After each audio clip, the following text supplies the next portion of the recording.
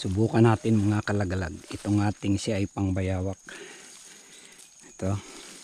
Sineset up ko dito sa gitna ng puno para makakuha tayo ng bayawak. Ito ay pambayawak mga kanter. Hindi ito panglabuyo. So ito ang ating si ay trap na si ay. So ito ay dinudugtong ko lang dahil ito ay open. Yan. Ito nga yan dulo. So connecting ring yan. Pag kinonek mo yan, kakaroon ka ng box type CI na kahoy lang ang pinang-ano dito. Yan. Mga kantera. Pag pumasok dyan yung bayawak, kuha sa dyan. So hindi na tayo nilalapitan ng mga labuyo dahil patapos na yung season. Ayan. Ayan mga kantera. Kahit linisan na yan, okay lang. Para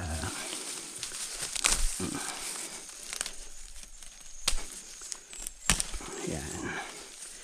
Ganyan lang yan mga kalagalag. Para pag pumasok yung bayawak dyan, shoot na shoot siya. Yan na. Yan. Yan mga silo na kabang. So ayan. Para hindi siya mahugot. Apat na kanto mga kanter. At ang puno na yan, yan o. Dito tayo maglalagay ng pain. Yung hindi kayang abutin ng bayawak. Ayan. Yung pain natin ay nandito.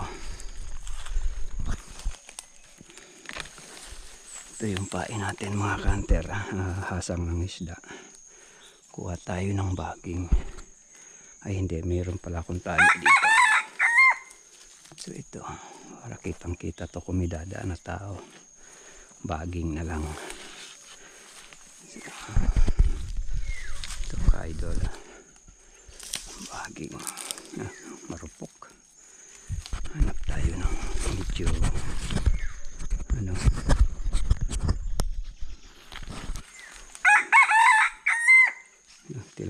Tilawak yung aking pangkati mga kalagalag, pero wala nang natilaok talaga.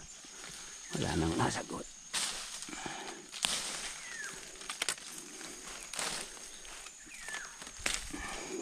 Tali natin yung ano natin. So yan, standing natin mga kaidol. So yung ano natin, pain.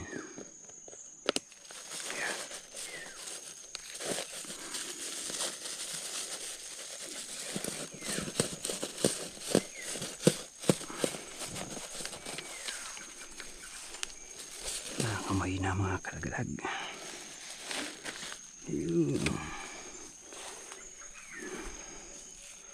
Sigurado mapapalapit natin dito yung uhulihin nating bayawag. Dito lang yan mga kanter. Hindi na to kaya abutin. Dahil dyan pa lang sa baba, sabit na siya.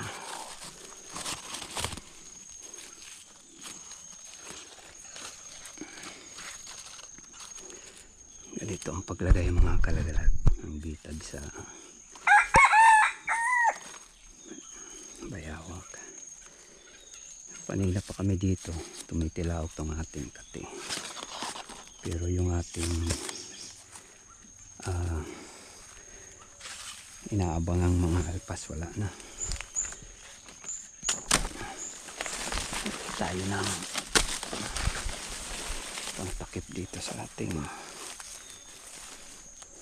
para walang may makapansin. Meron pa naman mga nag-hiking dito minsan, naghahanap ng ano din kahoy. ating kuberan para hindi siya kita ng may padaan mga tao.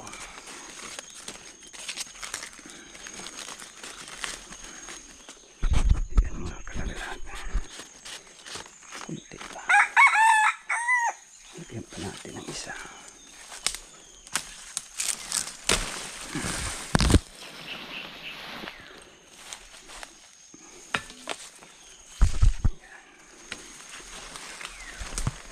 May butas dito mga kalagalag ng ano.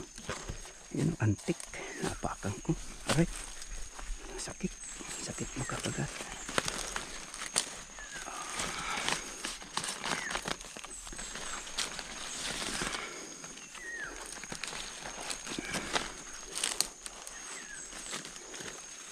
Yan mga idol. Kubera na natin. So yan yung ating pain. Pinabangong hasang ng isda. Para sa mga bayawak yan ay napakabango para sa kanila. Preskong pagkain. Kung ano isipin nila yan ay ang kanilang paborito. So ito mga kalagalaga ang standing na natin ng CI. So ayan. Ayan siya. Ayan. Pag may pumarating dyan, pumasok. Sure ball na, kuha natin yan. Napakan ko dito. Butas yan. Daming antik. So yan mga kalagalagang ating bitag na pangbayawak na CI.